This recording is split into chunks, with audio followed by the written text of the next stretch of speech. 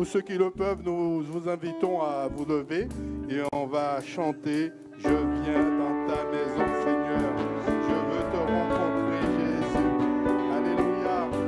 Amen. Vous voulez le rencontrer? Alléluia. C'est pour cela que nous sommes venus ce matin. Alors nous voulons laisser toute la place au Seigneur. Je viens dans ta maison, je veux te rencontrer. Tel que je suis abandonné.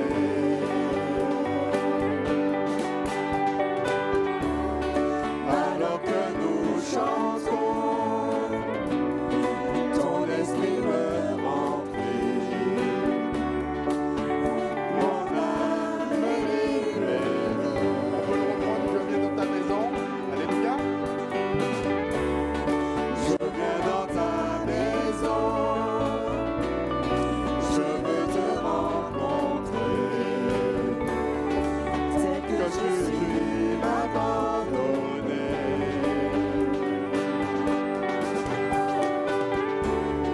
Alors que nous chantons, ton esprit me remplit. Mon âme est libérée. Je te vois, Seigneur. Je te vois, je t'entends, près de moi, tu es là. Viens et souffle sur moi. Je ressens ta présence comme un feu, comme un vent. Jésus, je veux plus de toi.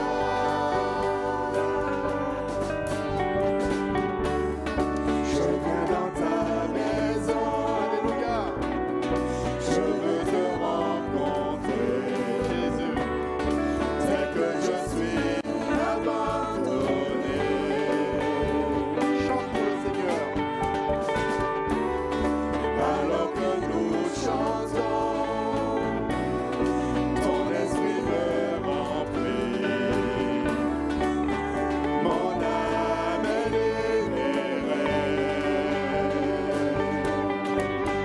Je te vois, je t'entends, près de moi, tu es là. Viens et souffle sur moi. Je ressens ta présence comme un feu, comme un vent. Jésus, je veux plus de toi. Je te vois, je t'entends, près de moi, tu es là.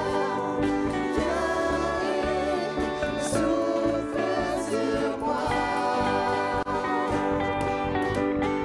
Je ressens ta présence comme un feu, comme un vent. Jésus, je veux plus de toi. Jésus, je veux plus de toi.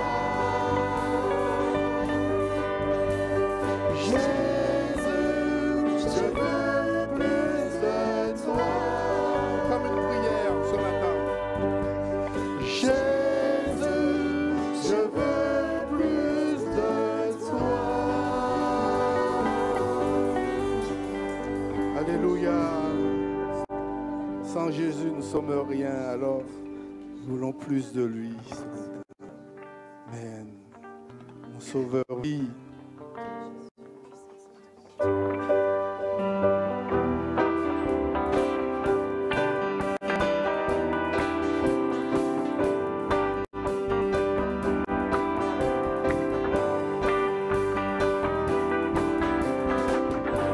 Mon Dieu, tu règnes à jamais. Le monde connaîtra ton nom. Tous unis nous chantons.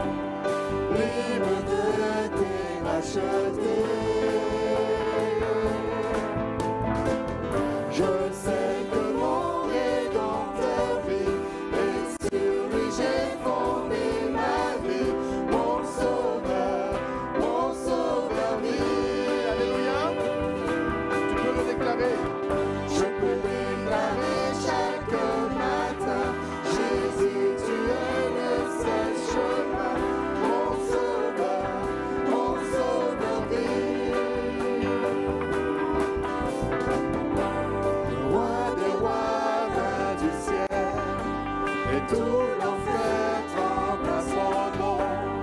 Victorieux, éternel, est le chant des rachetés.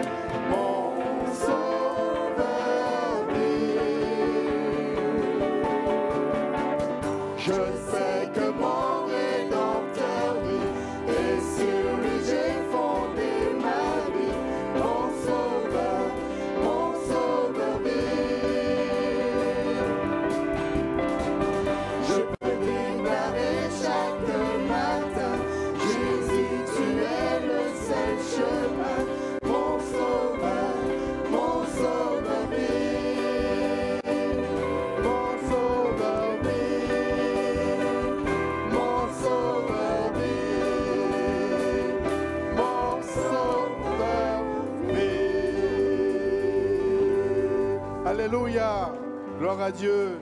Merci Seigneur, tu vis en nous. Alléluia Jésus. Ouvre nos yeux ce matin Seigneur Jésus. Nous voulons voir Seigneur les yeux de notre cœur et nous voulons te voir Jésus. Parce que si le Seigneur n'ouvre pas nos yeux, nous sommes aveuglés. Et ce matin, nous voulons le voir. Celui qui est au-dessus de tout, celui qui est notre lumière. Amen.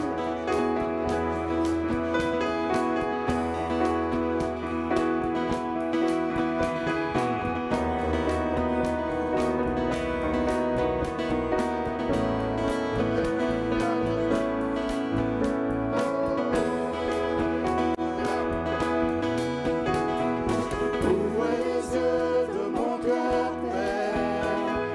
Ouvre les yeux de mon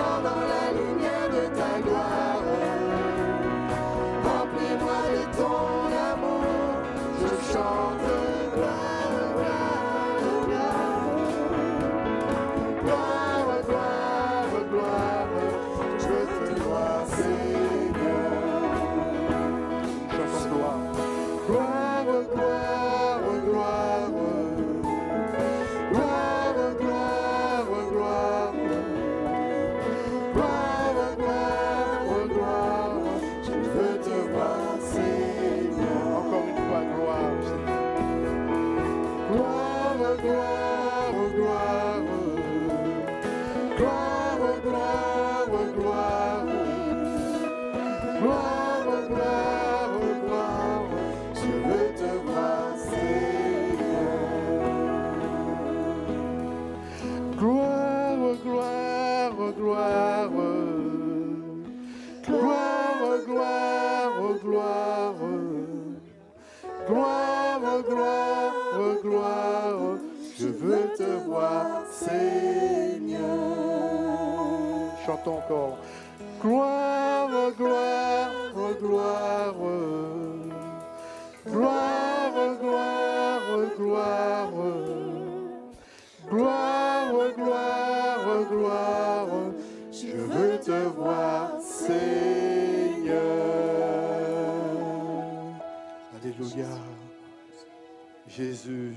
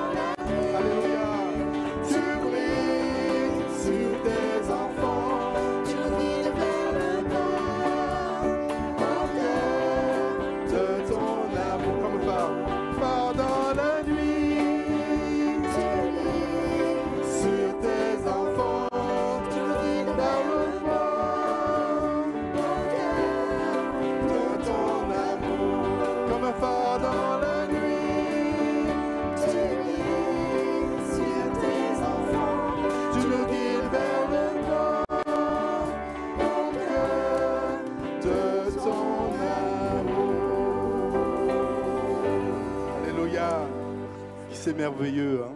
C'est glorieux. Merci Seigneur. Parce que c'est vrai, c'est une grâce. C'est une grande grâce que nous avons sa lumière pour nous guider. Parce que nous étions dans les ténèbres. Et ce matin, nous pouvons dire nous vivons dans la lumière. Amen. Alléluia. Moi, je sais pas vous, mais ça me donne une joie profonde en moi parce que je suis émerveillé devant l'amour de Dieu. Amen. Alléluia. Merci Seigneur.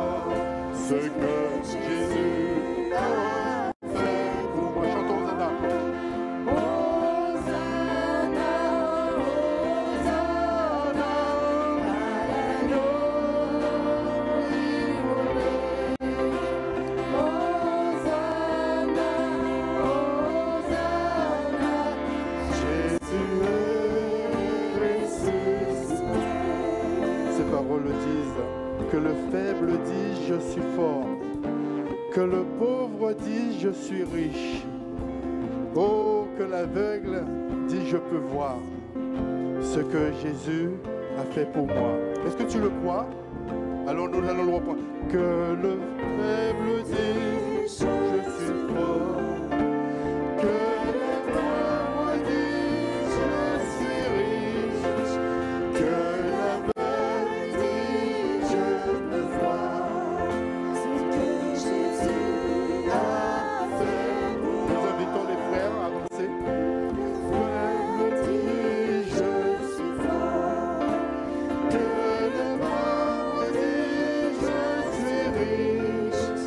Que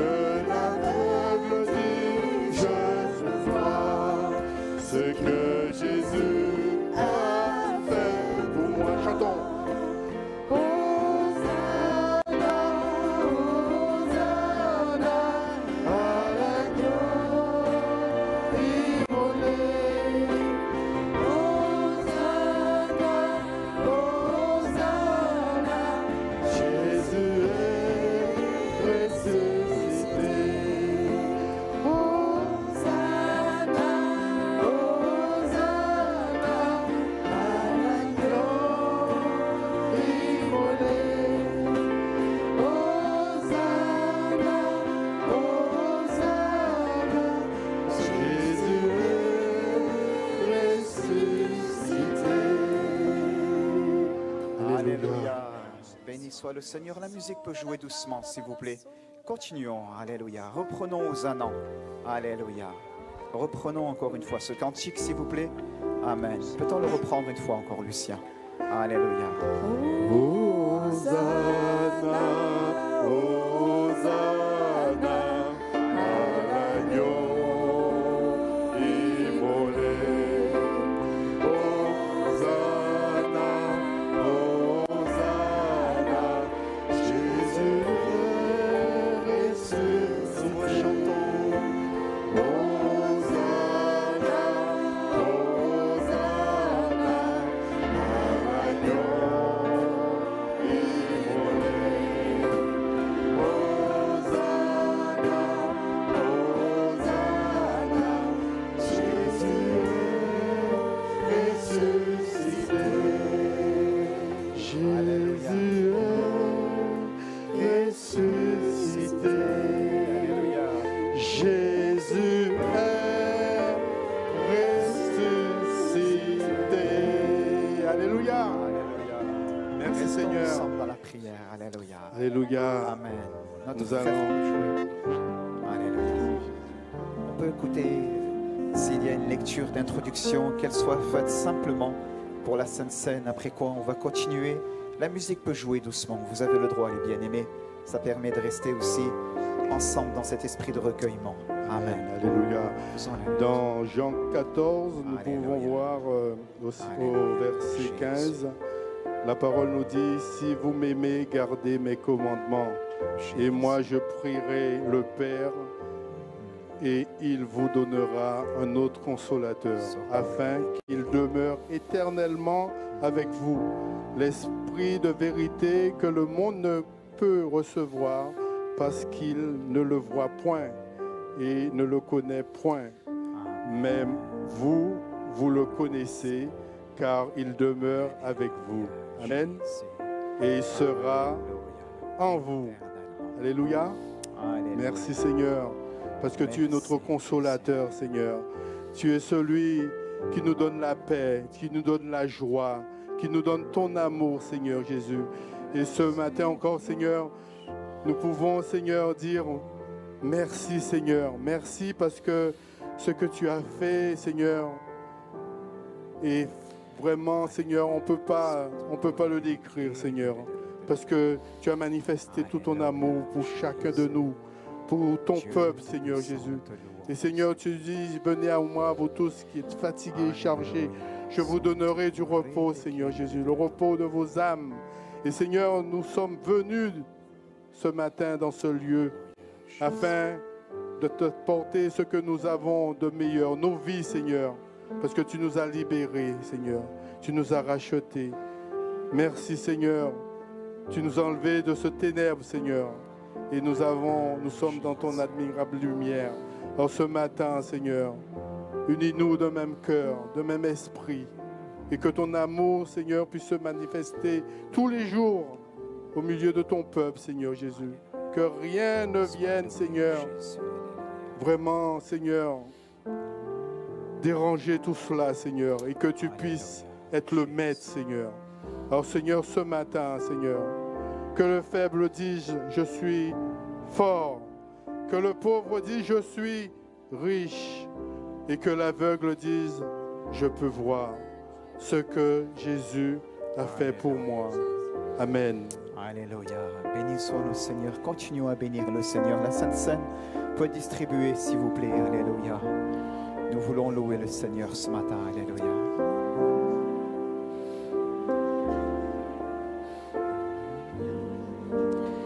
Alléluia.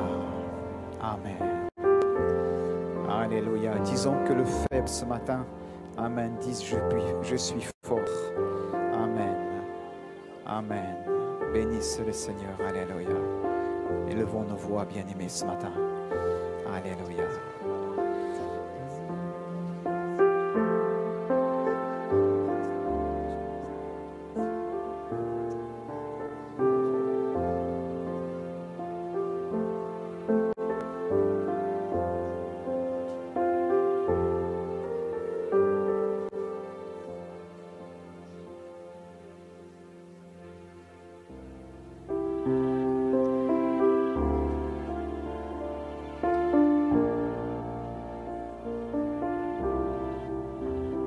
Alléluia. Levons-nous ensemble pour le repas du Seigneur, bien-aimé. Amen. Bénissons Jésus.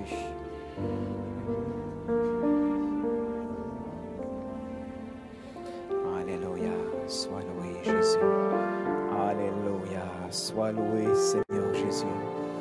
Sois loué, Seigneur notre Dieu. Nous te rendons grâce en ce dimanche. Viens, Jésus, glorifie-toi.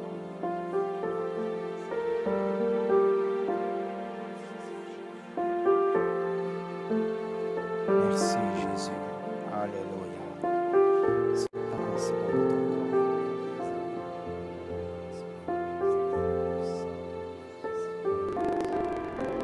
On y va ensemble. Que le fer dit je suis fort, que le monde dit je suis riche, que l'aveugle dit je veux voir ce que Jésus a fait. On redit encore une fois que le faible. Que le faible dit je suis fort. Alléluia. Louons Dieu partout dans ce lieu. Adorons le Seigneur, bien-aimés. Ceux qui sont au service aussi, préposés aux offrandes. On prend d'abord ce temps pour louer Dieu. Alléluia. Prenons ensemble ce temps pour louer Dieu. Et que le faible, et que le faible. Alléluia. Va venir le temps de l'offrande, mais on veut l'apporter comme cela ce matin, avec la joie, avec l'action de grâce. On veut apporter notre offrande ce matin de manière spirituelle dans le nom de Jésus. Alléluia. Tu ne donnes pas comme par habitude, mais tu donnes dans l'esprit ce matin. Alléluia.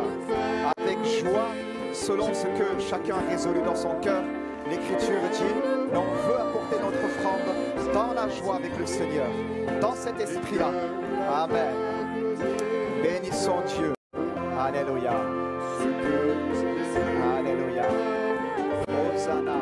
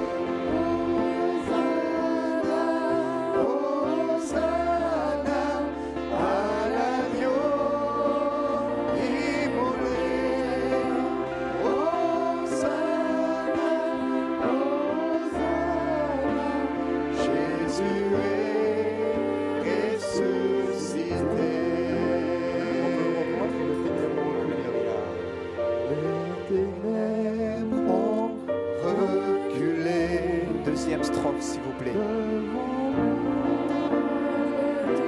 Alléluia. Devant l'agneau immolé qui se sacrifiait pour moi, les ténèbres reculées. Devant l'agneau de la croix, devant l'agneau immolé qui se sacrifie. Chantons Hosanna. Hosanna.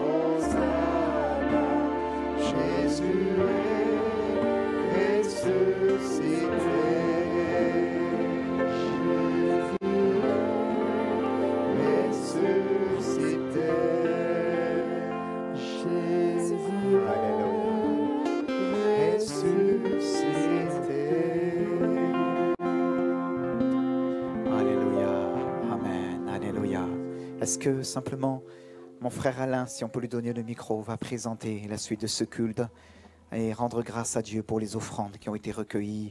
Et après quoi, on va aller vers juste partager quelques annonces et aller vers la suite de ces moments ensemble devant le Seigneur. Amen. Alléluia. Seigneur notre Dieu, te rendons grâce, te Alléluia. bénissons, parce que tu es au milieu de nous selon ta promesse. Là où deux ou trois s'assemblent en ton nom, tu es au milieu de nous. Et nous croyons, Seigneur, que tu nous as fait du bien au travers de ce moment de louange, d'adoration, moment de ce partage des chants, de ta parole qui va être donnée, Seigneur, du pain et du vin que nous avons pris en mémoire de toi jusqu'à ce que tu viennes. Merci de bénir abondamment, Seigneur, les offrandes qui ont été données pour que tu puisses les multiplier pour la gloire de ton nom, Seigneur. Parce que, Seigneur, nous voulons tout faire pour ta gloire, parce que bientôt tu vas revenir, Seigneur.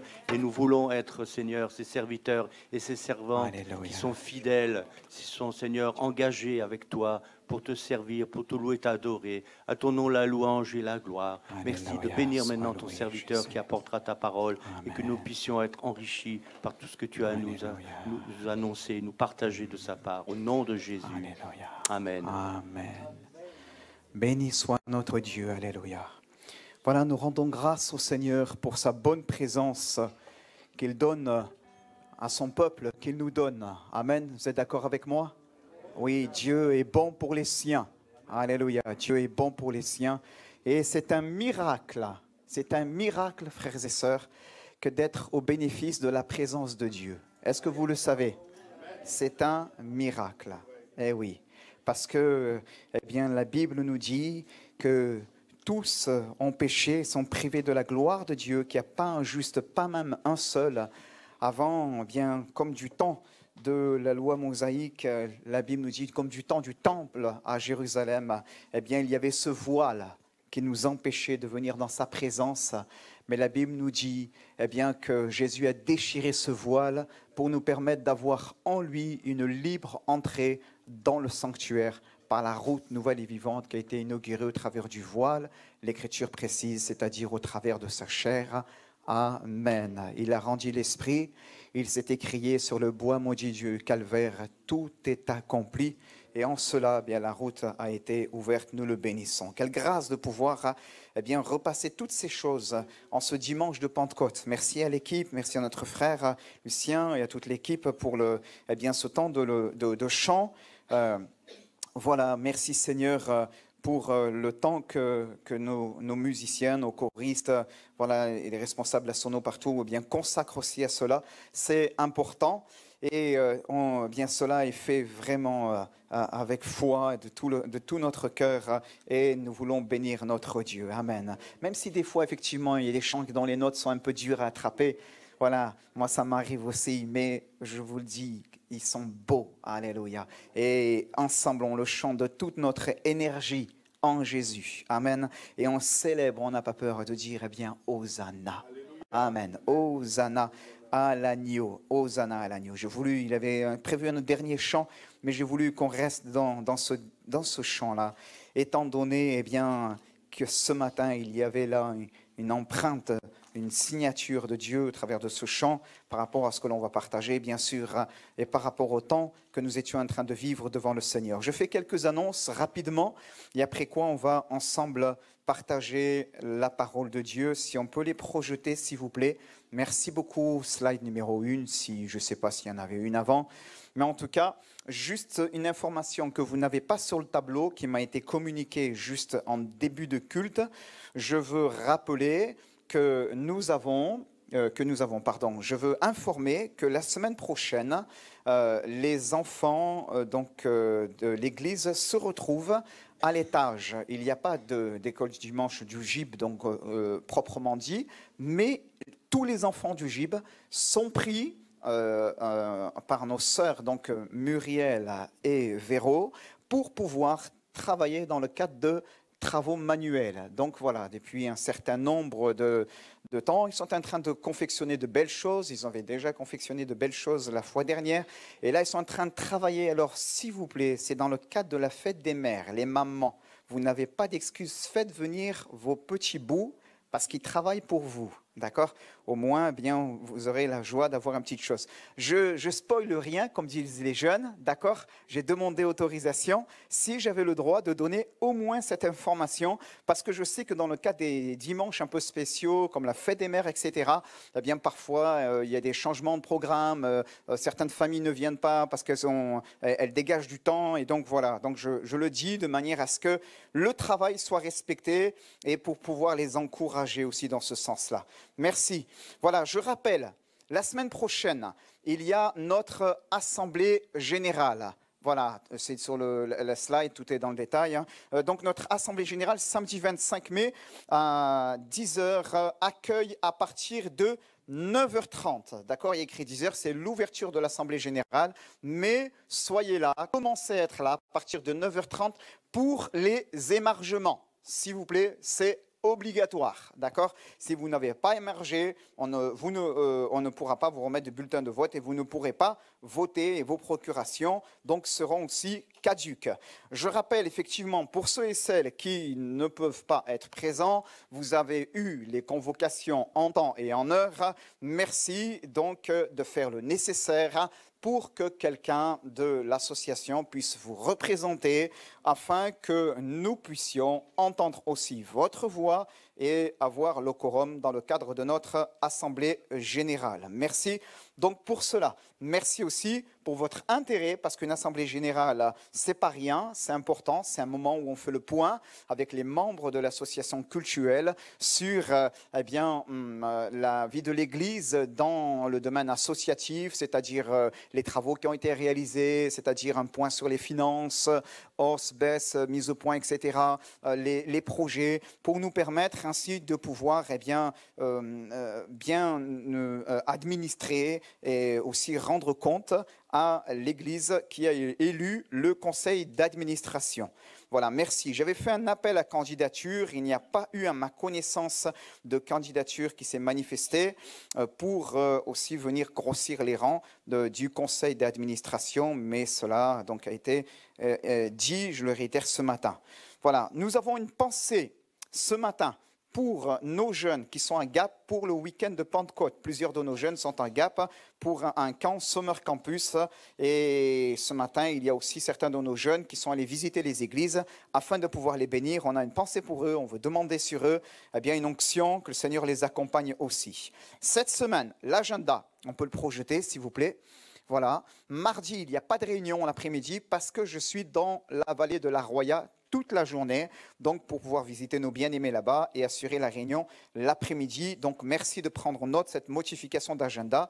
Pour jeudi, le programme est bien maintenu, jeudi 12h30 et jeudi 19h30. 19h30, on aura la joie d'accueillir un frère qui s'appelle Jean-Yves Tano. Voilà, c'est un frère qui fait partie de l'équipe pastorale de l'Assemblée de Dieu de Nisimier. Je vous encourage à être présent pour pouvoir aussi eh bien, profiter eh bien, de la parole qui va apporter, que le Seigneur a mis sur son cœur. Voilà, samedi prochain aussi, il y a une invitation qui a été adressée à l'Assemblée de Dieu de Cannes, une rencontre avec Bruno et Marie Gauthier, ça concerne la jeunesse. L'information est passée via le canal WhatsApp de la jeunesse. Voilà, et je termine avec une dernière information, bien sûr. Il y a bien sûr les aspects au niveau du ménage, de la garderie. Merci de vous signaler si vous souhaitez venir grossir les rangs dans ces équipes. Mais je veux terminer sur cette information. On aura la joie d'accueillir du vendredi 7 juin au dimanche 9 juin le pasteur Benjamin Peter Schmidt de la Porte Ouverte que plusieurs d'entre vous connaissent. Je le dis maintenant parce que ben, voilà, les agendas sont ce qu'ils sont et ça vous permet de pouvoir bien bloquer ces dates aussi. Vendredi soir 19h30, on aura une soirée pour tous. Le samedi 18h30, il y aura une interjeunesse avec tous les jeunes du 06, probablement certains du 83. Je pense à Fréjus en l'occurrence. Et le dimanche, un culte aussi spécial dans ce lieu. Alors merci pour vos prières pour que par la grâce de Dieu, eh bien, cette mission puisse aussi atteindre son objectif, qu'il y ait là une source de bénédiction pour l'Église. Amen. Voilà, plusieurs d'entre vous les connaissent. On a eu la joie d'accueillir notre frère Thibaut Geyer il y a environ 2 ans de cela. Et donc, j'ai la joie de pouvoir accueillir Benjamin pour le mois de juin. On est dans une belle communion fraternelle ensemble et nous voulons rendre grâce à Dieu pour le témoignage qu'apporte cette Église. Elle est un phare dans notre pays de France et bien au-delà. Nous rendons grâce à Dieu pour cela. Voilà, on va ensemble prier et on va partager la parole, s'il vous plaît. Alléluia. Merci Seigneur pour ces instants. Merci Seigneur, Père éternel, Seigneur notre Dieu, pour ce culte de louange que nous avons eu. Nous voulons te rendre grâce maintenant. Je veux dire, Père éternel, béni sois-tu. Merci Seigneur, je veux dire Amen à la prière que notre frère Alain a fait tout à l'heure, Père éternel, te recommandant ses offrandes et te recommandant le message. Seigneur, nous te bénissons, tu ouvres notre entendement, tu dresses devant nous une table, Père éternel. Cette table, elle est belle, elle est chargée, Père éternel, de mieux gras et succulents. Seigneur, non pas de ce gras que le monde craint, Père éternel, mais Seigneur, de cette beauté, de cette richesse des Écritures. Seigneur, qui nous fortifie, qui nous transforme à ta ressemblance. Nous te bénissons dans le nom de Jésus, à ton nom la louange et la gloire. Amen. Amen. Béni soit Dieu. Allez, nous ouvrons ensemble la Bible, s'il vous plaît, dans le livre des Actes des Apôtres. Nous allons faire une première lecture. Alors,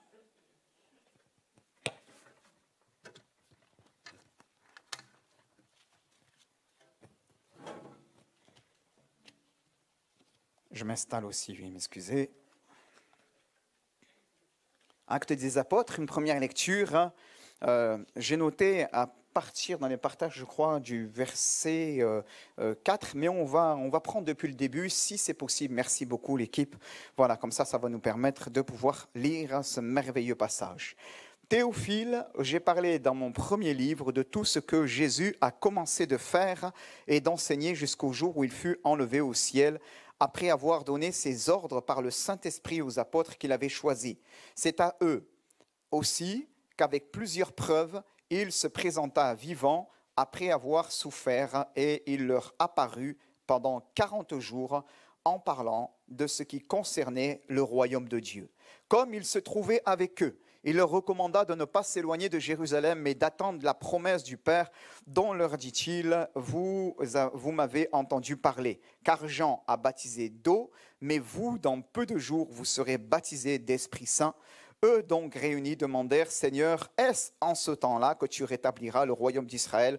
Il leur répondit, ce n'est pas à vous de connaître les temps et les moments que le Père a fixés de sa propre autorité, mais, verset 8, vous recevrez une puissance, celle du Saint-Esprit, survenant sur vous, et vous serez mes témoins à Jérusalem, dans toute la Judée, dans la Samarie et jusqu'à Cagnes-sur-Mer. Amen. Jusqu'aux extrémités de la terre aussi. Alléluia. Après avoir dit cela, il fut élevé pendant qu'il regardait et une nuée le déroba à leurs yeux. Et comme il parlait, et comme ils avaient les regards fixés vers le ciel, pendant qu'ils s'en allaient, voici 2 hommes en vêtements blancs ou vêtus de blanc se présentèrent à eux et dirent, vous Galiléens, pourquoi vous arrêtez-vous à regarder au ciel? Ce Jésus qui a été enlevé au ciel du milieu de vous reviendra de la même manière dont vous l'avez vu aller au ciel. Amen. Notre Seigneur revient. Alléluia. Alors ils retournèrent à Jérusalem depuis le mont appelé des Oliviers, qui est près de Jérusalem, à la distance d'un chemin de sabbat. Quand ils furent entrés, ils montèrent dans la chambre haute où ils se tenaient d'ordinaire. C'était Pierre, Jean, Jacques et André, Philippe et Thomas, Barthélemy et Matthieu, Jacques fils d'Alphée, Simon le Zélote et Jude fils de Jacques. Je crois qu'on peut rajouter nos prénoms derrière, on a le droit. Tous d'un commun accord persévéraient dans la prière, avec les femmes, avec Marie, mère de Jésus, et avec ses frères. Et le chapitre 2, verset 1er nous dit, « Lorsque le jour de la Pentecôte arriva, ils étaient tous ensemble dans le même lieu, et tout à coup il vint du ciel un bruit comme celui d'un vent violent ou d'un vent impétueux qui remplit toute la maison où ils étaient assis. Des langues qui semblaient de feu et qui se séparèrent les unes des autres leur apparurent. Elles se posèrent sur chacun d'eux et ils furent tous remplis du Saint-Esprit et se mirent à parler en d'autres langues selon que l'Esprit leur donnait de s'exprimer. Or, il y avait en séjour à Jérusalem des Juifs pieux venus de toutes les nations qui sont sous le ciel. Au bruit qui se produisit, la multitude accourut et fut bouleversée parce que chacun les entendait parler dans sa propre langue. Ils étaient hors d'eux-mêmes et dans l'admiration et disaient: voici ces gens qui parlent, ne sont-ils pas tous galiléens? Comment les entendons-nous, chacun dans notre propre langue maternelle? Parthes, Mèdes, Élamites, ceux qui habitent la Mésopotamie, la Judée, la Cappadoce, le Pont, l'Asie, la Phrygie, la Pamphylie, l'Égypte, le territoire de la Libye voisine de Cyrène, et ceux qui sont venus à Rome, Juifs et prosélytes, Crétois et Arabes.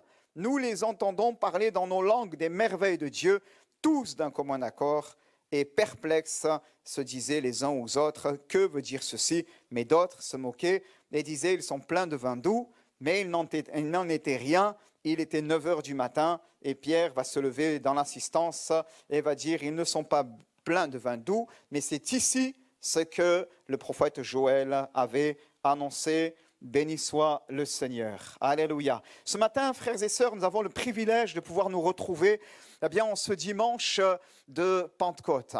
Et en ce dimanche de Pentecôte, bien sûr, il est de bon ton de parler de la Pentecôte. Il est de bon ton de parler de la Pentecôte. Amen. Pourquoi? Parce que la parole de Dieu nous montre et l'Esprit en rend témoignage dans les églises. Alléluia. Partout dans le monde, que cet esprit de la Pentecôte n'est pas éteint. Amen. Que la Pentecôte n'est pas finie. N'en déplaise à certains qui souhaiteraient dire que la Pentecôte est finie, que c'était pour le premier siècle de notre ère et peut-être tout au plus un petit peu au-delà, ou une parenthèse que Dieu avait donnée, en l'occurrence dans des temps de persécution. Je pense à la période des dragons du roi en France sous les 13. N'en déplaise à tous ces théologiens, ces historiens, la Pentecôte est toujours d'actualité. Béni soit le Seigneur. Amen. Et ce que nous voulons, frères et sœurs, ce matin, c'est de pouvoir dire: Seigneur, nous voulons être au bénéfice de cette Pentecôte. Amen. Le titre que j'ai donné ce matin à mon message, c'est une onction nouvelle pour une nouvelle Pentecôte. Amen. Une onction nouvelle, ou si vous préférez, une onction renouvelée. Amen. Et dans ce mot renouvelé, il y a ce terme-là, il y a ce mot aussi nouvelle pour une nouvelle Pentecôte. Amen. Et nous en avons besoin. Voyez-vous, dans ce passage, il y a ces mots qui m'ont interpellé tout à l'heure dans la prière, qui revenaient dans mon esprit. L'Écriture nous dit que Jésus va, verset 4, si on peut le mettre s'il vous plaît, chapitre 1er, verset 4, que Jésus, comme il se trouvait avec eux, leur recommanda de ne pas s'éloigner de Jérusalem, mais d'attendre la promesse du Père, dont leur dit-il: vous avez entendu parler. Et le verset 11, versets 10 et 11, comme ils avaient les regards fixés vers le ciel, pendant qu'ils s'en allaient, voici 2 hommes. Dieu est obligé de leur envoyer 2 anges en vêtements blancs se présentèrent à eux et dire: vous, Galiléens, pourquoi vous arrêtez-vous à regarder au ciel? Ce Jésus qui a été enlevé du milieu de vous au ciel reviendra de la même manière dont vous l'avez vu aller au ciel. Dans ces 2 versets, bien-aimés, il y a juste ces mots qui, tout à l'heure, résonnaient et que je souhaite aussi, que nous puissions nous arrêter dessus en introduction. On va d'aller plus loin. La Bible nous dit que Jésus va leur recommander de ne pas s'éloigner de Jérusalem, mais d'attendre ce que le Père a promis, leur dit-il. Attendre. Alléluia. attendre. Et tout à l'heure, lorsque la Sainte Seine a été distribuée, eh bien, voyez-vous, on a eu le pain, et après, derrière cela, on a eu le vin, voilà. Et en fait, il faut tenir notre timing, vous comprenez ? Il faut tenir notre timing parce que c'est normal, on est sur la terre des hommes, d'accord ? Mais c'est très important que dans le cadre de notre piété personnelle, de notre piété communautaire, bien aimé, et dans notre piété personnelle, nous puissions comprendre qu'il n'y a pas de Pentecôte sans attente. Amen. Je ne suis pas en train de dire, tout à l'heure, la Sainte Seine est passée trop vite, hein, comprenez-moi bien. Je suis en train de juste dire, c'est une image que j'emploie. Comprenez, on est dans la gestion d'un culte, etc., etc.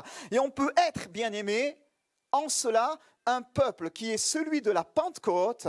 Regardez-moi, s'il vous plaît, qui est celui de la Pentecôte, d'accord ? Et de dire, eh bien oui, Seigneur, et de lancer des grands Alléluia pour dire à notre Dieu, envoie, eh bien, ton esprit, mais en même temps, on ne prend pas le temps. On ne prend pas le temps. Comprenez ? Jésus a dit, eh bien, de ne pas s'éloigner de Jérusalem, mais d'attendre. Attendre ce que le Père a promis. Comprenez ? Des fois, on est là et en fait, on fait des blocages, littéralement. On est là et on ressemble aux apôtres qui étaient en train de contempler le ciel et à qui Dieu est obligé de leur envoyer 2 anges pour leur dire « Pourquoi, verset 11, vous arrêtez-vous à fixer, à regarder le ciel ?» Pourquoi vous arrêtez-vous à regarder le ciel ? C'est pas là que je vous attends, c'est dans la chambre haute. C'est dans la chambre haute. Et l'Écriture nous dit, là, à la suite, verset 12, on l'a lu, ils retournèrent à Jérusalem. Et là, ils vont se diriger dans cette chambre haute où ils se tenaient d'ordinaire. Et tous, d'un commun accord, vont persévérer dans la prière. Amen. Frères et sœurs, il ne peut pas y avoir d'effusion du Saint-Esprit sans une soif, sans une attente de la part du peuple de Dieu. Ce n'est pas vrai. Ce n'est pas vrai. C'est un mensonge. Notre Dieu n'est pas un distributeur. Il donne comme il a envie et quand il a envie. Et si tu es trop pressé et si tu es bloqué ailleurs, si tu es trop pressé, tu ne recevras pas.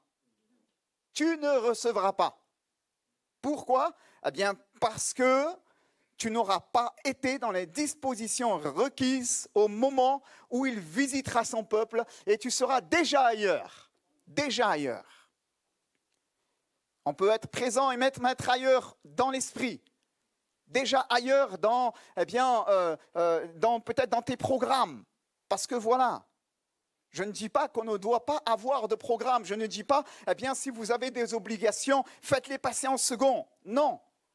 Je veux nous interpeller sur cet équilibre que nous avons besoin d'avoir dans le cadre de notre vie chrétienne avec le Seigneur. Oui, il y a une Pentecôte que Dieu veut donner à son peuple, mais à son peuple qui sait se tenir devant lui. Mais vous, restez à Jérusalem et attendez à son peuple qui sait se tenir devant lui, qui sait attendre dans sa présence, amen, et qui sait s'attendre à l'action de son Esprit Saint. Et au moment opportun, le Dieu qui a visité son peuple en Actes chapitre 2, verset 2, dans ce tout à coup, c'est le même, eh bien, qui saura répandre aussi son bon Esprit Saint sur son peuple. Béni soit le Seigneur. Alléluia. Béni soit Dieu. Amen. Bien-aimés. Amen. Alors la Pentecôte, c'est quoi la Pentecôte ? C'est très intéressant. On est là dans cette fête et quelqu'un va dire la Pentecôte, c'est l'effusion du Saint-Esprit.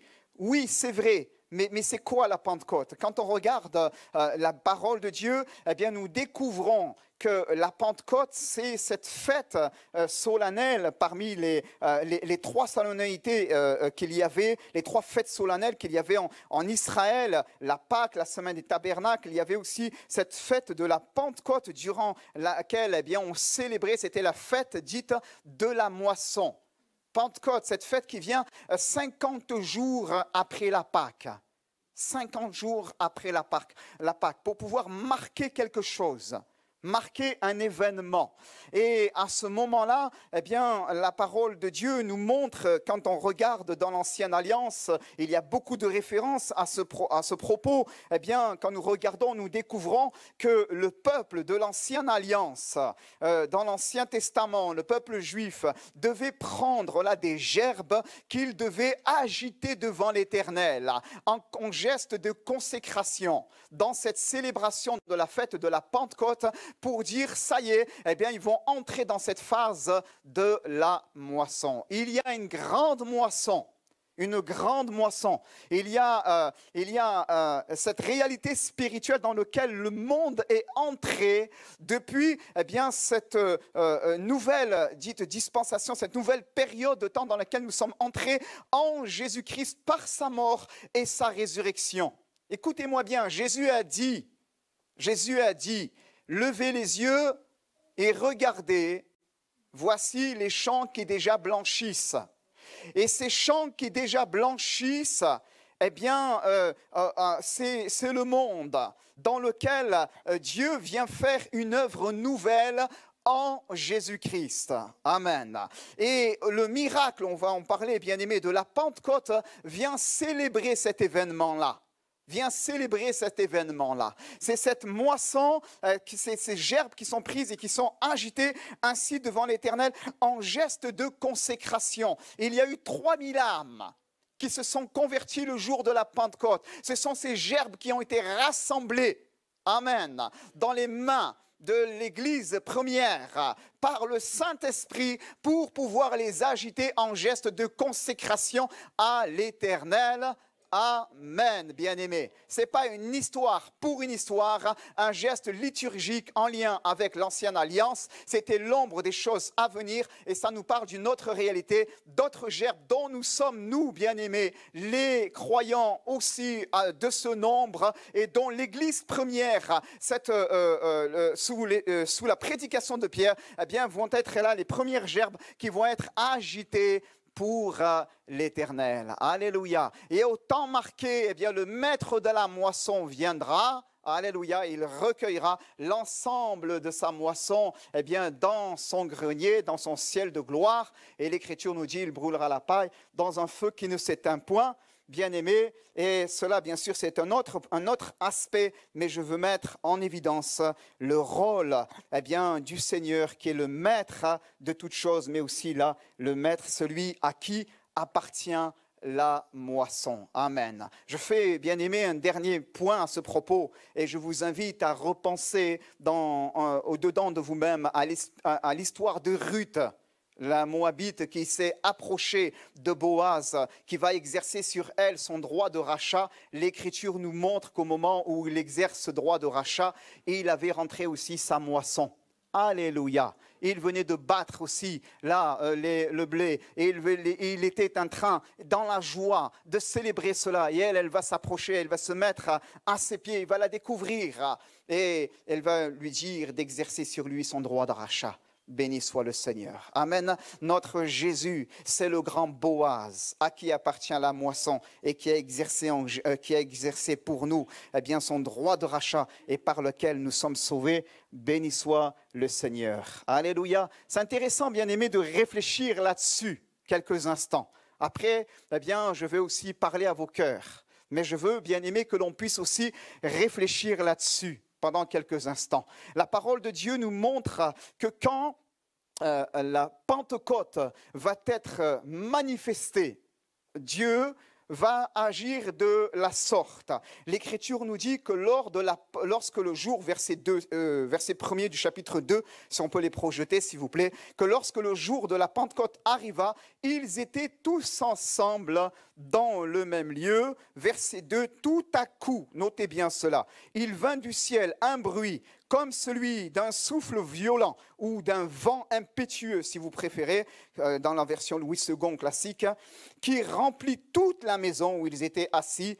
Et la Bible nous dit, des langues semblables à des langues de feu se séparèrent les unes des autres, leur apparurent et se posèrent sur chacun d'eux. Et ils furent tous remplis du Saint-Esprit et se mirent à parler en d'autres langues selon ce que l'Esprit leur donnait de s'exprimer. Amen. Voyez-vous, bien-aimés, c'est important. Dieu n'est pas fantaisiste. Dieu ne fait pas les choses au hasard. J'aime à le dire, bien-aimés. Vous êtes d'accord avec moi? J'aime à le dire, vous m'avez déjà vu, eh bien, on vous a interpellé là-dessus. Dans les Saintes Écritures, il y a une cohérence chez lui, entière. 66 livres, 40 auteurs, 1500 d'âge. Mais néanmoins, ce livre a une pensée merveilleusement cohérente. Pourquoi? Parce qu'il n'a pas été écrit par la main de l'homme, mais par le doigt de Dieu. Alléluia, qui a soufflé dans l'esprit des croyants, c'est qu'il fallait consigner. Et la parole de Dieu nous dit, bien-aimés, que quand Dieu a voulu répandre de son Esprit Saint sur la première communauté rassemblée lors de la Pentecôte, il n'a pas fait les choses autrement qu'en faisant venir dans cette pièce tout à coup un bruit qui ressemblait à un vent violent, un souffle violent, ou un vent impétueux qui va remplir toute la maison et va faire apparaître des langues semblables à des langues de feu. Et bien aimés, je pense que vous êtes comme moi et que vous avez tous eu un jour envie de voir se reproduire cette scène où je suis le seul. Vous êtes avec moi, d'accord? Et nous sommes très enfantins, je le suis, dans mon raisonnement. Et je me dis, oh Seigneur, ça serait bien, etc., etc. Et voilà, on imagine que c'est comme ça que, voilà, bien, Dieu a agi. Ça a été très fort la première fois. C'est comme ça que Dieu va agir une autre fois, une seconde fois. Et s'il agit de cette manière-là, eh bien, c'est comme ça qu'on va reconnaître que c'est très fort au final. D'accord? Et on a un raisonnement très enfantin finalement. Voilà. Mais en vérité, la parole de Dieu nous montre que les choses ne se passent pas comme cela à chaque fois. Il y a eu d'autres fois où la communauté des premiers croyants a été remplie du Saint-Esprit. Je pense plus tard dans le livre des Actes des Apôtres, au chapitre 4, et ça s'est passé d'une autre manière. Comprenez? Le lieu où ils étaient assemblés trembla, ils furent tous remplis du Saint-Esprit. Là, il ne nous est pas parlé du vent impétueux qui est venu, etc., des langues de feu, etc. Non, ça s'est passé différemment. À un autre moment, l'apôtre va dire, avez-vous reçu le Saint-Esprit? Aux chrétiens qui n'avaient même pas entendu parler du Saint-Esprit. Et de quel baptême avez-vous été baptisés? Du baptême de Jean. Il va leur prêcher l'évangile, ils vont se faire baptiser et après cela ils vont recevoir aussi le baptême dans le Saint-Esprit. Cela se traduit de différentes manières, bien-aimés. Mais voyez-vous, Dieu, écoutez bien cela, c'est important que je réclame votre attention. Dieu a voulu asseoir les choses et inaugurer cette nouvelle ère dans laquelle le monde va entrer par le moyen de l'Église, par le miracle de la Pentecôte, qui s'est matérialisé de cette manière-là, avec un vent violent qui va remplir toute la pièce et des langues semblables à des langues de feu qui vont être là. Et voyez-vous, dans ce passage, nous y voyons là des symboles du Saint-Esprit. Bien-aimé. D'accord? Le Saint-Esprit est représenté au travers de ce vent impétueux. Il est représenté au travers de ce feu. Quand on regarde la parole de Dieu, il est représenté au travers de l'eau. Je pense à Jean, chapitre 7, 37 à 39. Des fleuves d'eau vive couleront de leur sein, comme dit les Écritures. Et Jésus disait cela, de l'Esprit que devait recevoir ceux qui croiraient en lui. La Bible nous parle du sceau. La pensée d'aujourd'hui, dans le trésor quotidien, je crois, parlait du sceau, donc la pensée du gage, des arts. Donc il est question d'huile aussi. Et c'est intéressant, on voit que le Saint-Esprit revêt différentes formes.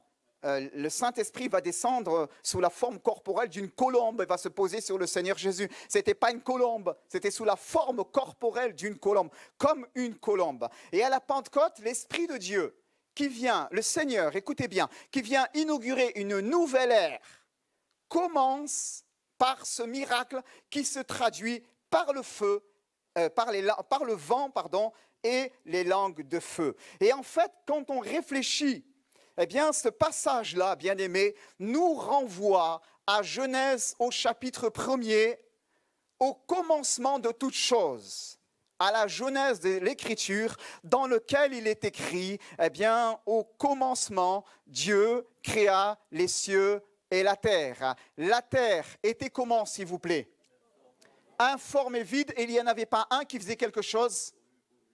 tohu bohu, oui, mais il n'y avait pas un qui faisait quelque chose. Qu'est-ce qu'il faisait? C'était l'Esprit de Dieu. Il se mouvait au-dessus des eaux. Alléluia. Merci Seigneur. Vous connaissez votre Bible. Amen. L'Esprit de Dieu se mouvait au-dessus des eaux. Et qu'est-ce que Dieu dit à ce moment-là? Il dit que la lumière soit, et la lumière fut. Alléluia. L'agent que nous découvrons à l'origine de la création, alors que tout n'était que désordre et chaos, littéralement, c'est ça, c'est tohu bohu, donc désordre et chaos, eh bien, il est présent à l'origine de la création. Et c'est le Saint-Esprit, amen, c'est le Roua, littéralement, dans l'hébreu, c'est le souffle, amen, c'est le souffle, il est là.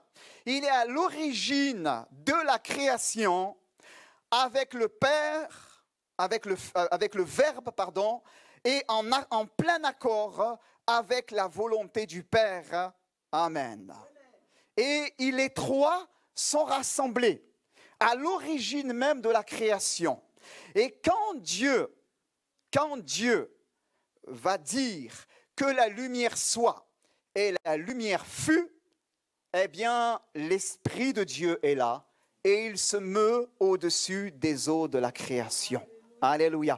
Et c'est par lui et par le Verbe, eh bien, que toutes choses vont être faites. Amen. Que tout va être créé et que Dieu va dire en conclusion, voyant sa création, voici cela était très bon. Amen. Béni soit Dieu. Il est là. Il est l'agent créateur, il est présent. Ce n'est pas une force, c'est une personne, l'Esprit de Dieu. Amen. Et dans le renouvellement de toutes choses, écoutez bien, c'est très important, bien-aimés, dans le renouvellement de toutes choses, alors que le Fils a offert sa vie en rançon pour chacun de nous et qu'il est prêt d'inaugurer une nouvelle ère qui est celle de l'Église avant l'accomplissement des temps, sans retour, et l'accomplissement des temps sur lequel je ne vais pas m'attarder, la finalité de toute chose, eh bien l'Écriture nous montre que l'Esprit de Dieu, l'agent créateur présent à l'origine de la création, en Genèse chapitre 1er verset 2, il est là une nouvelle fois. Amen. Il est là une nouvelle fois. Et tout est fait en accord avec le Verbe et la volonté du Père par l'action de l'Esprit. Alléluia. Amen, bien-aimés. Oh, c'est bon la Pentecôte, frères et sœurs. Hein? C'est bon. Amen. Et là, on se rend compte que la Pentecôte, c'est pas juste la petite interprétation dans laquelle parfois, avec notre arrière-plan évangélique, charismatique, on veut s'enfermer. C'est pas juste cela. C'est plus grand que cela. Ça en lien cela à l'intérieur. C'est le liant qui permet la vie par la grâce de Dieu.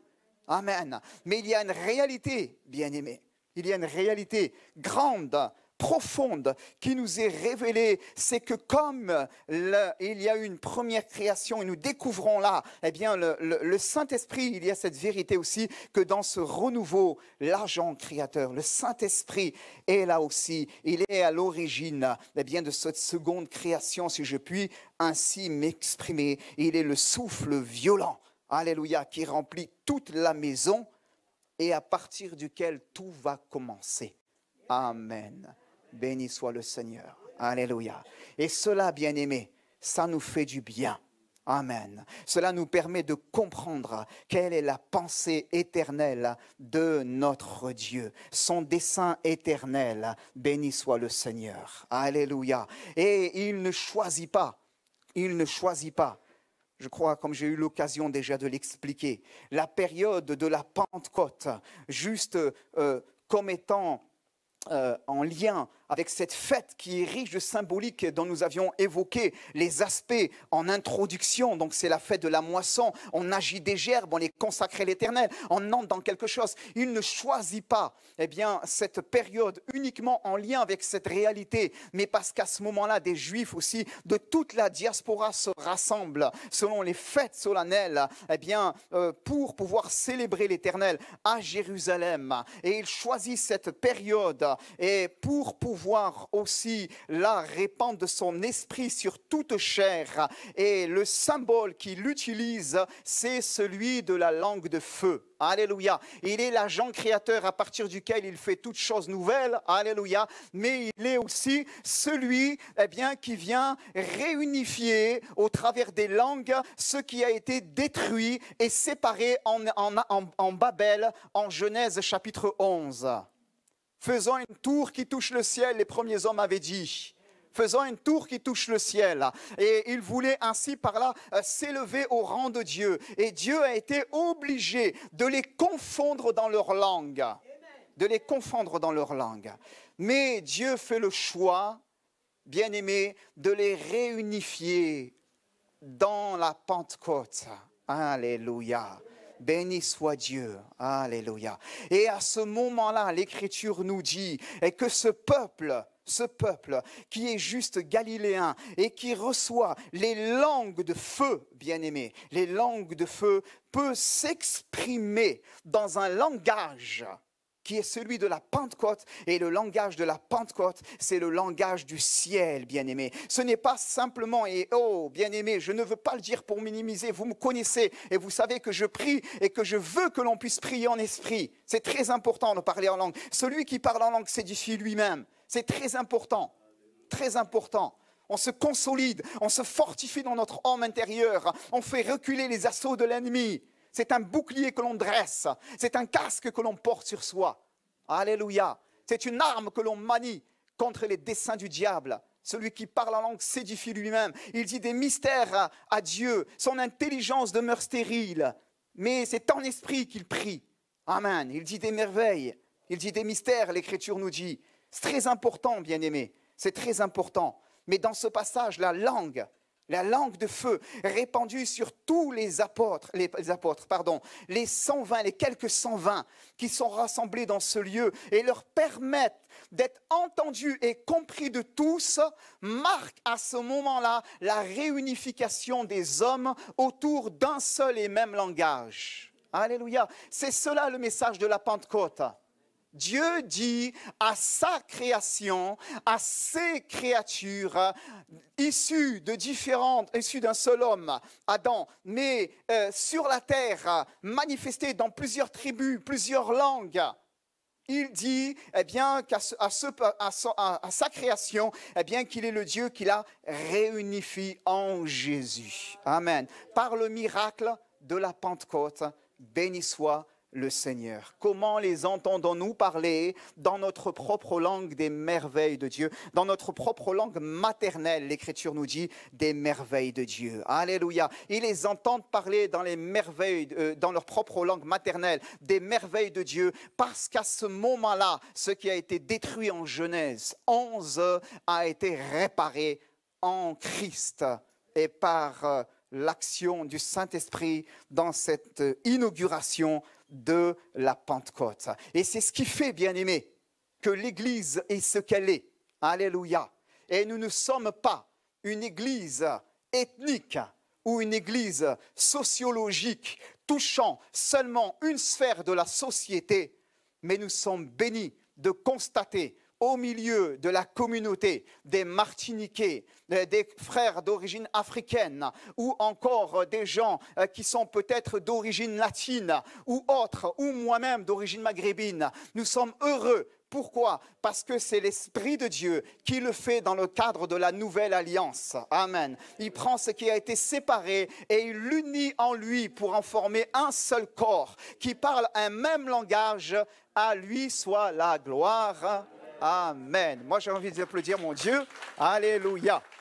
Amen. Eh oui. Alléluia. Et cela, bien aimé, c'est la Pentecôte. C'est ça la Pentecôte. C'est cela. Alléluia. Et ce n'est pas autre chose. Oh, Et ça nous permet de dire merci Seigneur. Merci Seigneur pour la grande œuvre merveilleuse que tu es venu accomplir. On prend un peu de hauteur. On quitte notre vie, notre perception des choses qui est centrée sur nous-mêmes. Et là, on regarde à l'échelle des Écritures, à l'échelle de Dieu, et selon les Écritures, donc selon sa pensée à lui, et on dit Seigneur, combien ton plan est merveilleux, combien tu es grand, et combien Seigneur notre Dieu, tu es digne de louange, tu es l'agneau, et c'est à tes pieds qu'on veut jeter, eh bien, non seulement les palmes, mais encore, je veux dire les couronnes pour la gloire de ton nom. Alléluia. Donc, je poursuis, bien-aimé. J'ai dit tout à l'heure que le Saint-Esprit, il revêt aussi dans ce passage plusieurs aspects. Donc là, on voit, c'est l'huile, il y a les langues de feu, le feu. Donc, il y a plusieurs symboles qui sont représentés dans la Bible. On a parlé de la colombe, de l'eau, du sceau, etc., du souffle. Et il y a un élément cette semaine qui a arrêté mon attention, sur lequel je réfléchissais devant le Seigneur. Eh bien, voyez-vous, c'est l'huile, c'est l'onction. Amen. Je l'ai dit tout à l'heure, bien-aimé, en introduction, eh bien, il y a là ce titre que je veux, eh bien, c'est une nouvelle onction, une onction nouvelle pour une nouvelle Pentecôte. Amen. C'est pas pour donner un titre, qui fait bien. Non. C'est parce qu'il est profondément biblique, en vérité. Il est profondément biblique. Parce que sans onction, point de Pentecôte. Sans onction, point de Pentecôte. Parce que celui qui se répand sur le Saint-Esprit, sur les premiers chrétiens, vont faire que ces premiers chrétiens vont être appelés petits Christ. Acte 11, 26, j'ai noté la référence, mais pas la peine de la projeter, je voudrais avancer. Eh bien, petit Christ, c'est littéralement les petits oins.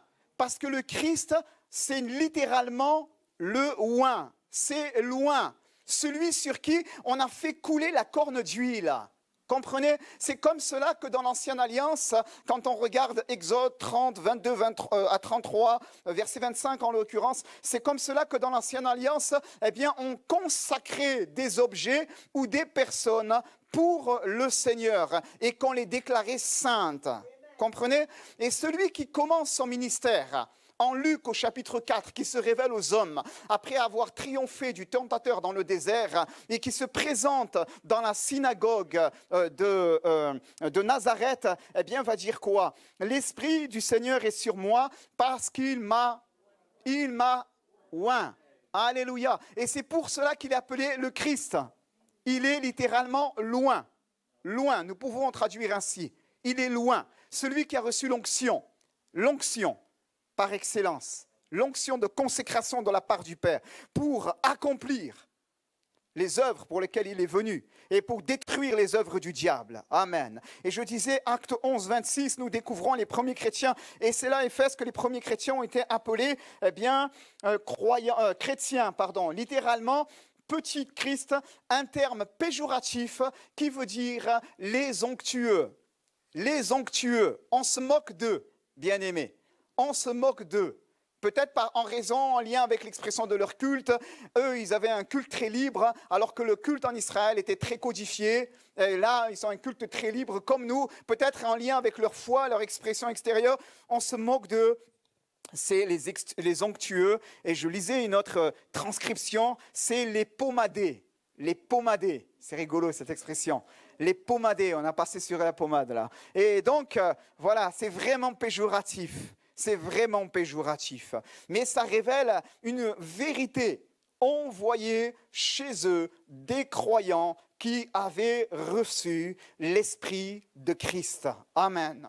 Ils avaient sur eux l'Esprit qui reposait sur leur maître lorsqu'il a dit « L'Esprit du Seigneur est sur moi parce qu'il m'a oint ». Ils avaient sur eux cet Esprit parce qu'il avait été répandu à la Pentecôte et plus encore par la suite. Amen. Béni soit Dieu. J'ai noté, bien-aimé, c'est par l'huile, l'onction de la Pentecôte, sous-entendu du Saint-Esprit, que nous aussi, bien-aimés, nous pouvons être ses témoins. Amen, bien-aimé. Jésus a dit, eh bien, un tout pouvoir m'a été donné. Il a encouragé les siens. Il a dit, allez par tout le monde et prêchez la bonne nouvelle à toute la création et faites de toutes les nations des disciples et enseignez-leur à observer tout ce que je vous ai prescrit. Mais il dit dans ce passage, attendez la promesse du Père. Attendez ce que le Père a promis. Vous avez besoin de cette onction. Vous avez besoin du Paraklétos. Notre frère en a fait la lecture dans Jean chapitre 14. Attendez le Saint-Esprit. Et là, ce Saint-Esprit équipe les croyants et permet aux croyants que nous sommes eh bien, de devenir en lui des témoins pour la gloire de Dieu. Alléluia. Je crois, bien-aimés, qu'en cette Pentecôte 2024, Dieu veut nous donner une huile d'onction pour sa gloire. Alléluia. En méditant, bien-aimés, sur ce passage, je n'ai pu m'empêcher de penser à quelques points, bien-aimés. On peut la citer, c'est le miracle dans la maison de cette veuve. 2 Rois chapitre 4, si tu peux le projeter, s'il te plaît. 2 Rois chapitre 4, verset 1er au verset 7. L'Écriture nous parle de cette femme d'entre les fils des prophètes qui va crier à Élisée en disant « Ton serviteur, mon mari, est mort et tu sais que ton serviteur craignait l'Éternel. Or, le créancier est venu pour prendre mes 2 enfants et en faire ses esclaves. » Et Élisée lui dit, « Que puis-je faire pour toi? Dis-moi, qu'as-tu à la maison ?» Regardez, bien-aimés, dis-moi, qu'as-tu à la maison? Qu'est-ce qu'il y a chez toi? Elle répondit, ta servante n'a rien du tout à la maison qu'un vase d'huile. Et elle dit, va demander au dehors des vases, chez tous tes voisins, des vases vides, et n'en demande pas un petit nombre. Puis, quand tu seras rentré, tu fermeras la porte sur toi, sur tes enfants, tu verseras dans tous ces vases et tu mettras de côté ceux qui seront pleins. Alors elle le quitta, elle ferma la porte sur elle et sur ses enfants. Il lui présentait les vases et elle les versait. Et elle versait. Lorsque les vases furent pleins, elle dit à son fils, présente-moi encore un vase. Mais il lui répondit, il n'y a plus de vase. Et l'huile s'arrêta. Et la Bible nous dit, la suite, elle alla le rapporter à l'homme de Dieu. Il dit, va vendre l'huile. Écoutez, va vendre l'huile et paie ta dette. Et tu vivras, toi et tes fils, de ce qui restera. Alléluia. Bien-aimés, en cette Pentecôte 2024, notre Seigneur eh bien, nous dit au travers de cela, bien-aimés, qu'il est l'huile dont nous avons besoin. Et l'huile par laquelle, par la grâce de Dieu, la dette a été payée. Amen. Béni soit Dieu. La Bible nous dit que le Christ s'est offert dans un esprit éternel à Dieu. Alléluia. Dans un esprit éternel à Dieu, afin de pouvoir nous racheter les uns et les autres de la vaine manière de vivre dont nous avions hérité de nos pères, de la condamnation qui pesait sur nous. Il y avait une dette qui pesait sur nos vies, mais en Christ, par le sang de la nouvelle alliance, cette dette, elle a été payée. Amen. Et il est dans ce passage, l'huile, eh bien, il est qui, par le Saint-Esprit, a permis cette offrande de la vie du Fils et fait que la dette est payée. Tout est accompli, nous sommes entrés dans le salut. Amen. Le miracle chez la veuve de Sarepta, je partage, bien-aimé, je veux aller vite. Le miracle chez la veuve de Sarepta, vous pourrez le lire, vous pouvez prendre des notes si vous voulez. 1 Roi 17, verset 12, verset 8 à 16. Si tu peux mettre le verset 12 où tu es déjà, voilà, merci. Elle répondit, l'Éternel, ton Dieu est vivant. Oh, Élie lui dit, Dieu lui dit, reste là-dessus. Dieu lui dit dans le contexte, va à Sarepta. J'ai ordonné à une veuve de te nourrir. Le torrent de Kérit n'a plus d'eau. Et il était obligé de se cacher pour fuir les menaces du roi. Et il envoie vers cette veuve qu'il retrouve dehors, pas dans son manoir, avec toutes ses pièces sur la croisette, mais il retrouve cette veuve dehors, habillée avec un vêtement probablement qui est attaché à son rang, d'une humble servante, et elle est en train de ramasser du bois. C'est une pauvre parmi les pauvres. Et il lui dit, eh bien, de lui préparer un gâteau et elle répond, l'Éternel, ton Dieu, est vivant, je n'ai rien de cuit, je n'ai qu'une poignée de farine dans un pot et un peu d'huile dans une cruche, et voici, je ramasse 2 morceaux de bois, puis je rentrerai, je préparerai cela pour moi et pour mon fils, nous mangerons, après quoi nous mourrons. Et combien la suite du passage est merveilleux, la parole de Dieu nous dit, si on peut la mettre, sinon c'est pas grave, eh bien que le prophète va lui dire, va, mais prépare-moi d'abord, fais comme tu as dit, mais prépare-moi d'abord un gâteau. Alléluia. Et la parole va être donnée au verset 14, juste après, la parole va être donnée, disant, eh bien, parole de l'Éternel, l'huile, la farine qui est dans le pot et l'huile qui est dans la cruche ne diminuera point. Amen. Il est l'huile par laquelle ma dette est payée, le salut a été parfait, a été rendu opérant, et il est le gâteau cuit dans ma marche, bien-aimé. Amen. Il est ma nourriture, la nourriture dont j'ai besoin dans ma marche. Alléluia. Il est le miracle de la Pentecôte dans ma vie. Lorsque je le reçois, eh bien, je réalise ce que nous avions évoqué, mais en même temps, eh bien, je découvre, mes yeux sont illuminés sur cette glorieuse réalité. La dette est payée, et parce que la dette est payée, j'entre dans une ère, dans cette ère nouveau, dans cette œuvre qu'est l'Église, dans cette œuvre qu'est la nouvelle création que Dieu a pour nous. Mais en même temps, eh bien, je découvre qu'il est ma marche. Alléluia. Il est ma nourriture dans la marche. Béni soit Dieu. Amen. Il est celui, eh bien, qui dans ma communion me nourrit. Amen, bien-aimés. Alléluia, frères et sœurs. Gardez cela pour vous, bien-aimés. Gardez cela. Parfois, on ne va pas bien. Parfois, on est découragé. Parfois, on cherche l'esprit de la Pentecôte. Parfois, on ne le trouve pas. Mais cherche-le. Encore dans la parole. Il n'est pas loin de toi. Il est là au sein de cette famille qui est frappée. Il permet au miracle de s'opérer et la dette d'être payée. Il est là chez cette veuve et il permet, eh bien, à cette famille de survivre. Alléluia. Il est encore là parmi les 10 vierges, bien-aimés. Il est encore là parmi les 10 vierges. Notre frère Sarkis en a parlé il y a quelque temps en arrière. Alléluia. Matthieu chapitre 25, versets 1 à 13. On connaît l'histoire de ces 10 vierges.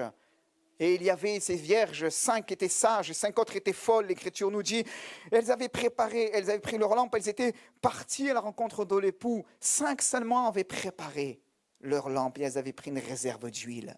Et les 5 autres, les folles, non. Et l'Écriture nous dit que toutes s'assoupirent. Elles avaient pris leur lampe. Toutes s'assoupirent, versets 3, 4, si tu peux projeter. Les folles, en prenant leur lampe, ne prirent point d'huile avec elles. Mais les sages prirent avec leur lampe de l'huile dans des vases. Et le verset 8, s'il te plaît. Le verset 8. Les folles dirent aux sages, donnez-nous de votre huile, car nos lampes s'éteignent. Oh, c'est terrible, bien-aimé. Et on connaît la suite de ce passage. En cette Pentecôte 2024, l'Esprit de Dieu veut nous rappeler, bien-aimés, eh bien, qu'il veut être cette huile dans nos vies, amen, eh bien, par lequel il déclare que la dette est payée, qu'il nous a accordé un plein salut, que le plein salut nous a été accordé en Jésus-Christ, et au travers duquel il déclare qu'il veut être notre nourriture tout au long de notre marche, et au travers duquel aussi il déclare, bien-aimés, qu'il doit rester notre espérance. Amen. L'objet de notre espérance, c'est l'attente de l'époux bien-aimé. Amen. C'est l'attente bienheureuse du retour de l'époux. Alléluia. Et bien-aimé, ce qui permet à cette attente de pouvoir se réaliser convenablement, eh bien, c'est l'huile dans la lampe. Alléluia. Il est l'huile, là encore une fois, dans la lampe, qui veut brûler, amen, dans nos cœurs, par l'action du Saint-Esprit, et nous renouveler constamment dans cette glorieuse attente de son avènement, de son retour, dans cette espérance, afin que nous ayons les yeux fixés sur Jésus. Amen. Hébreux, bien-aimé, chapitre 1er, verset 9. Il veut être, bien-aimé, cette huile de joie. Tu as aimé la justice et tu as haï l'iniquité. C'est pourquoi, ô Dieu, ton Dieu t'a oint d'une huile de joie au-dessus de tes collègues ou au-dessus de tes égaux. Amen. Il veut être, bien-aimé, cette huile de joie, bien-aimé. Oh, mon frère, il a dit, Lucien, tout à l'heure pendant la louange, il a dit, il y a une joie de Dieu dans son cœur. Amen. Et c'est vrai, il y a une joie de Dieu que Dieu veut mettre dans nos cœurs. Et c'est une huile de joie qui a été répandue sur le Fils quand le Seigneur lui a dit « Assieds-toi à ma droite jusqu'à ce que je fasse de tes ennemis ton marchepied ». Et nous saluons là par là aussi, alors que nous sommes nous-mêmes en Jésus-Christ, cette glorieuse, non seulement espérance à laquelle il nous appelle, mais ce règne qui est attaché à cet appel. Alléluia. Et la parole de Dieu est bien que si nous persévérons avec lui, eh bien nous régnerons aussi avec lui. Alléluia. Une huile de joie au-dessus de tes collègues. Amen. Seigneur, merci pour cette huile de joie que tu veux répandre dans nos cœurs et dans nos vies. Je ne crois pas, bien-aimé, que Dieu veut nous laisser sans cesse dans l'affliction. Je ne crois pas. Ça ne fait pas partie, eh bien, de ce que je découvre dans la parole de Dieu. Je découvre que nous sommes les uns et les autres affligés, oui, de différentes manières. Mais je découvre, bien-aimé, aussi que l'Esprit de Dieu veut venir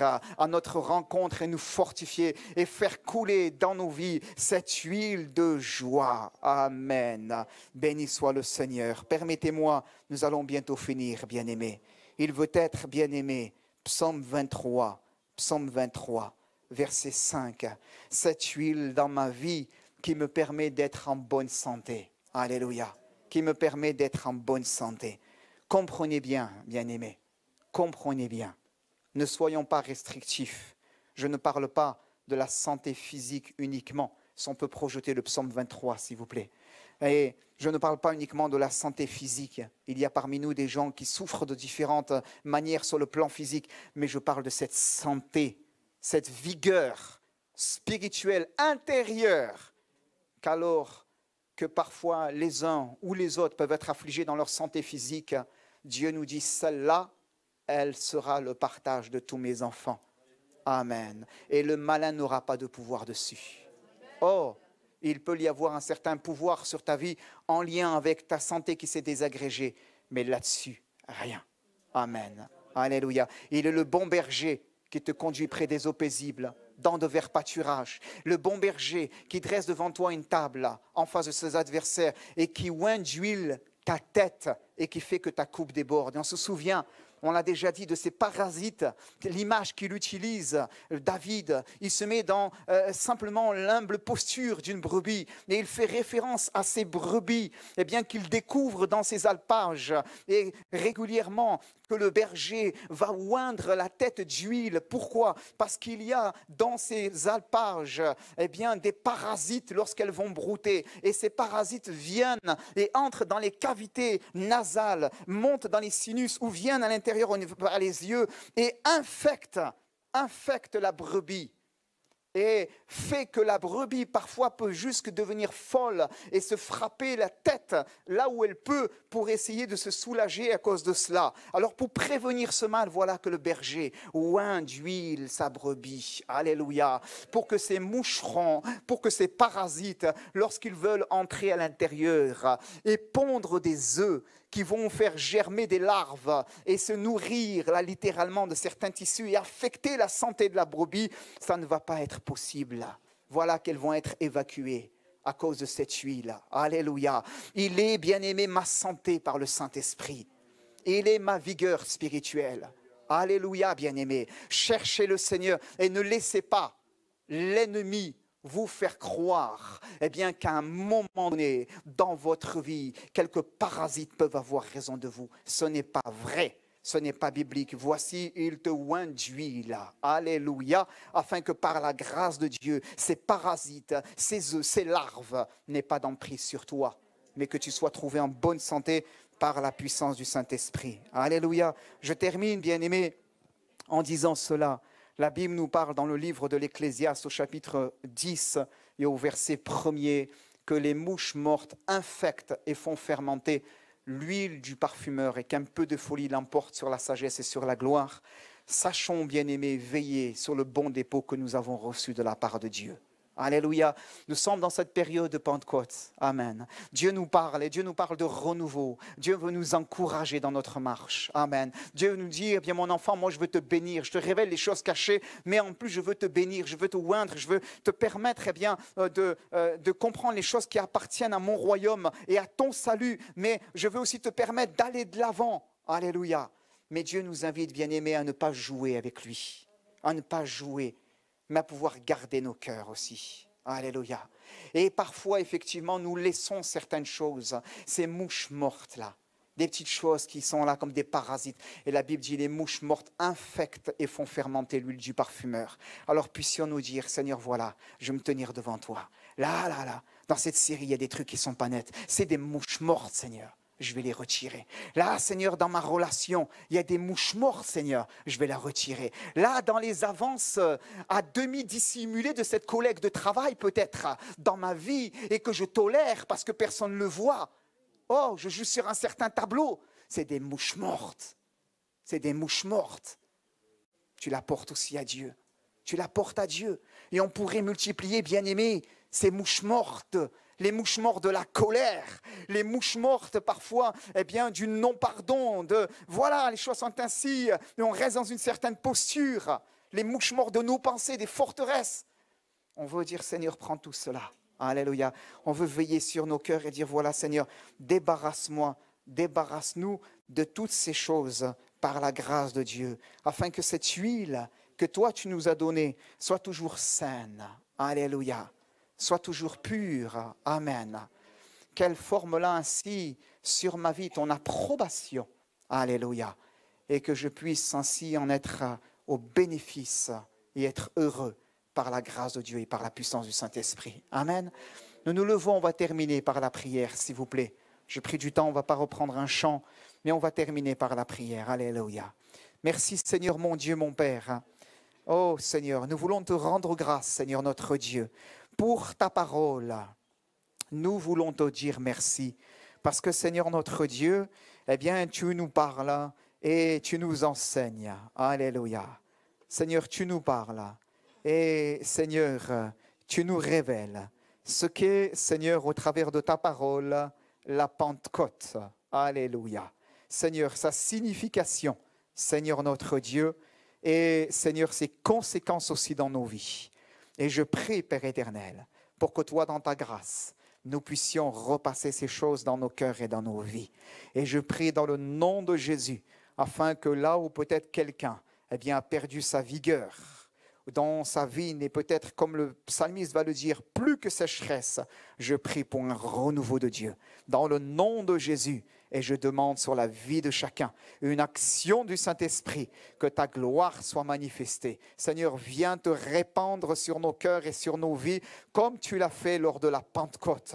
En Actes au chapitre 2, tu le fais, Père éternel. Dans le nom de Jésus, tu te répands sur chacune de nos vies. Et ils étaient là, quelques 120, Père éternel. Et tu nous vois là, peut-être, Seigneur, dans ces chiffres ou un peu moins, je ne sais, Père éternel, un peu plus, je ne sais. Mais Seigneur, tu nous vois dans ces chiffres. Et je prie dans le nom de Jésus, afin que cet esprit, qui est l'esprit de la Pentecôte, soit répandu sur chacun de nos cœurs, sur chacune de nos âmes, Père, et que l'on puisse les uns les autres, nous laisser renouveler par toi. Étends ta main, Père éternel, sur mes bien-aimés, étends ta main sur tes fidèles, et glorifie-toi dans la vie de chacun. Restons un instant, les yeux fermés, frères et sœurs. Alléluia. Je termine juste par la prière. Si quelques bien-aimés souhaitent la prière, vous levez juste vos mains devant le Seigneur, et on prie ensemble. Alléluia. On va juste terminer en demandant au Seigneur cette nouvelle Pentecôte sur la vie de chacun. Dans le nom de Jésus, vous pouvez lever vos mains. On est ensemble et on prie dans ce sens-là, dans le nom de Jésus. On demande au Seigneur la nouvelle Pentecôte. Alléluia. Amen. On lui demande quelques instants. Je suis avec vous. Nous prions ensemble.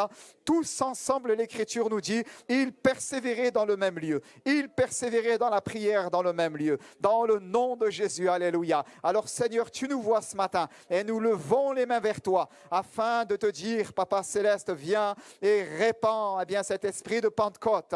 Débarrasse-nous des mouches mortes, Seigneur, nous te le demandons. Débarrasse-nous des mouches mortes, ce qui vient affecter, ce qui vient polluer notre vie, Père éternel. Seigneur, ce qui veut affecter parfois notre santé intérieure, notre santé spirituelle, nous te l'apportons dans le nom de Jésus. Je prie pour mes frères et pour mes sœurs. Je prie pour ceux et celles qui sont dans les combats. Je prie pour ceux et celles, Père éternel, qui sont peut-être dans le découragement, tenus, Père, par le mensonge de l'ennemi. Je prie dans le nom de Jésus pour que toi, tu les affranchis, Père éternel. Tout esprit de servitude est brisé dans le nom de Jésus. Et Père éternel, Seigneur, tu renvoies libre, Père éternel, tes captifs. Tu les renvoies libres, Père éternel, parce qu'ils sont tiens et parce que tu l'as déclaré, Seigneur, au travers des Écritures. Vous connaîtrez la vérité et la vérité vous rendra réellement libre. Nous te bénissons maintenant. Bénis mes frères et mes sœurs, je t'en prie. Encourage-les. Merci, Seigneur. Visite, remplis du Saint-Esprit celui ou celle qui peut-être a laissé mourir en lui le don des langues. Seigneur, que cette source soit débouchée dans sa vie et qu'il puisse à nouveau parler en langue, je t'en prie. Ceux qui ne l'ont jamais exercé, qu'ils puissent l'exercer par le Saint-Esprit à la maison, qu'ils puissent ressentir ou dans ce lieu, Père éternel, alors que nous terminons à ce culte. Seigneur, tu donnes aussi le don des langues maintenant. Dans le nom de Jésus, je t'en prie, Père éternel, afin, Seigneur, mon Dieu, mon Père, que soit donné aussi à l'Église l'équipement spirituel. Amen. Afin de faire ton œuvre. Dans le nom de Jésus, je t'ai prié maintenant. Bénis ton peuple, bénis l'Église, bénis ton peuple, fortifie-le, je t'en prie. Encourage-le dans le nom de Jésus, je t'ai prié maintenant. Et nous disons ensemble, Amen.